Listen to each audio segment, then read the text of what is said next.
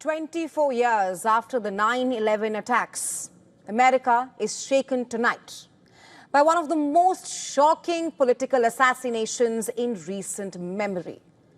Conservative activist Charlie Kirk, a high-profile ally of U.S. President Donald Trump, was gunned down in broad daylight while addressing students at Utah Valley University, that's during a public event. What perhaps began as a routine stop on his American comeback tour ended in chaos, panic, and tragedy. Kirk was speaking from stage on a wide range of issues, from the U.S. Constitution and America's gun laws to cultural and political debates, including rise of mass shootings in America. Eyewitnesses there reported that shortly after noon, as Kirk was responding to an audience question, a single loud gunshot ripped through the campus courtyard. In seconds, the crowd scattered in terror and Kirk was fatally wounded. Authorities say that Kirk was rushed to a hospital, but despite frantic efforts, he died hours later. He was just 31. The Utah Department of Public Safety confirmed this was no random act of violence. Rather, it was a deliberate strike. Officials say that the shooter likely fired from a rooftop or an upper window near the center, which is about 150 yards away from the stage. The suspect wore dark clothing, slipped away in the chaos, and remains on the run right now.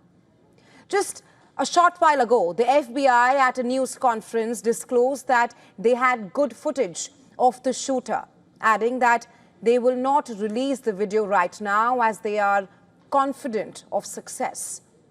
FBI also said that they were in possession of the high-powered rifle which was used in Kirk's shooting, which is now being analyzed in their lab. But tonight, America is left with more questions than answers. Witnesses describe scenes of panic. Students ducked under tables, screamed, and sprinted through a nearby fountain to escape the gunfire.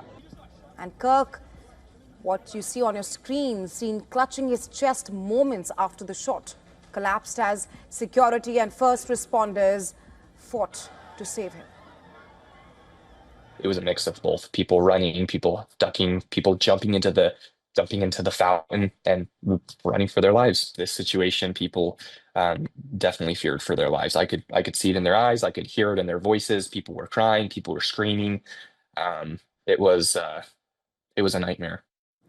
Trump called the assassination heinous and ordered American flags to fly at half-staff nationwide.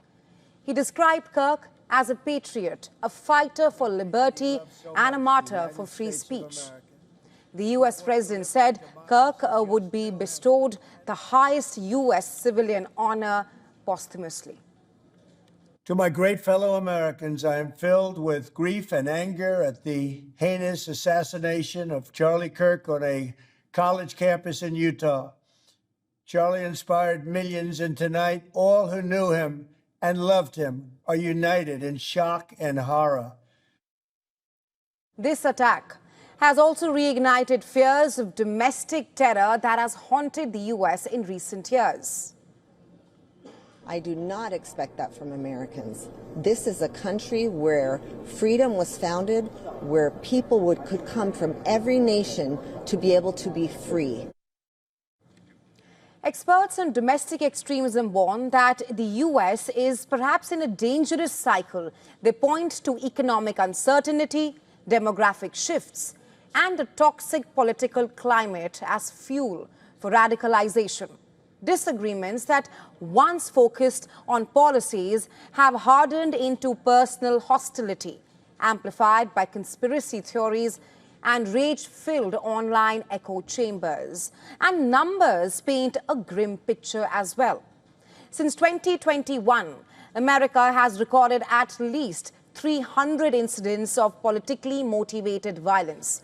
The trend, experts say, traces back to 2016, when Donald Trump's first campaign coincided with a sharp escalation in political unrest. And this is no isolated incident. Recent history is marked by violence at the very heart of American politics. The January 6th attack on the U.S. Capitol, the hammer attack on Paul Pelosi, husband of then House Speaker Nancy Pelosi in 2022, and the list goes on, the shooting of Congressman Steve Scalise in 2017 as well. The latest shooting in Utah perhaps reflects a deeper fracture in American society, where domestic terrorism cast a long shadow. The suspect is still at large. However, the FBI has sounded optimistic about finding the suspect. But the questions about what comes next for politics, for safety, and for America itself remains unanswered.